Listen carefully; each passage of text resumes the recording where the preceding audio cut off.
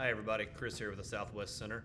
Wanted to share a short video today as we take another look at Peter Liljedahl's work in the Building Thinking Classroom series. He's got 3 books out now, and we've had some other videos we've posted before as some of our teachers have asked that we kind of share some ideas and some refreshers. And so previous videos we've kind of looked at maybe like the overall goal of how we start changing our classroom and what are those 3 components in toolkit number 1. But today's video was specific to just the thinking task itself, which is really the first chapter of the book as we look at defining maybe what a thinking task is, and maybe even a greater conversation of how do we kind of start with the end in mind. And what I mean by that is if we're looking at thinking tasks, what is really the goal of the thinking task? What are we wanting our students to be able to do? What are we hoping to achieve by even giving thinking tasks to begin with? And so let's answer that question first, because I think it's really important that we have a common understanding that the goal of the thinking task really has very little to do with the correct answer. And I know that's a huge shift for us in our classrooms as we think about teaching to standardized testing and things like that. But if we think about shifting the norms and how we start creating a different culture in our classroom, and we're creating these safe environments where kids feel like they have some freedom to think and share their ideas, then it's really important that the focus isn't always on the answer, that the focus is on the thinking, right? That's the whole goal. So if we want students to think and be able to problem solve, how do we pick appropriate tasks that get us there? And also, as we think about those tasks, how do we keep in mind this little flow chart? This is a flow chart that shows up in all 3 of Peter's books. He references it quite a bit because we have to acknowledge, hey, we've got a lot of kids with a lot of different abilities in our classrooms, and those different abilities are going to require us to challenge them in different ways. So why is that important, and why do we need to think about this whole flow piece? So we're going to reference back this here in a minute, but let's circle back to this idea of defining a thinking task. If the end goal is the thinking, how do we define the task itself? Well, if we're going to get kids to think differently about math, we have to acknowledge that a lot of them are going to come into our classrooms with preconceived notions. A lot of them may already dislike math, or they already have negative experiences with math.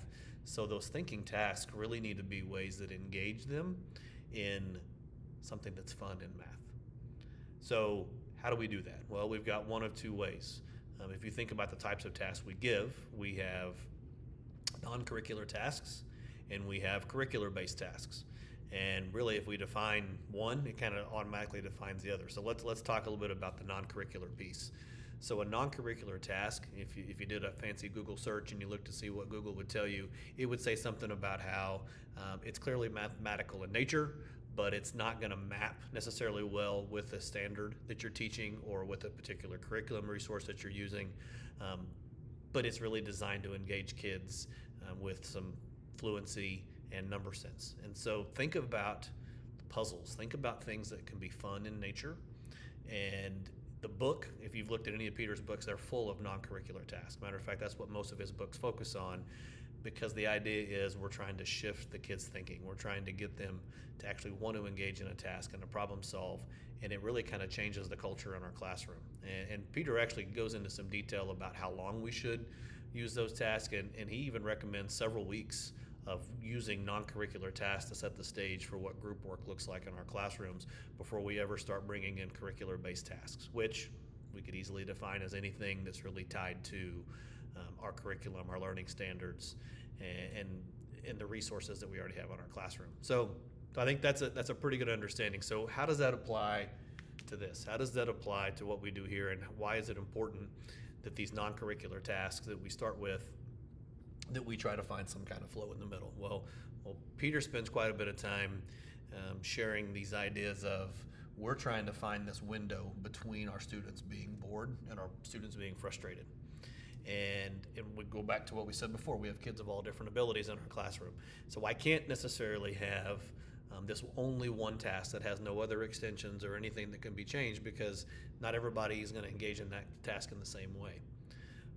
But the hope is we have a task that has a low floor and a high ceiling, meaning that everybody can enter into the task in some way, shape, or form. And if they're having success in that task, then I have extensions ready to go that's going to continue to challenge them and to push them to continue to think throughout whatever time that we have for working on our task. So we're trying to find this window here. We're trying to make sure that they're not bored, that we're not making it too easy, but we're not making it so frustrating that they quit on us, because perseverance is a big piece in this as well.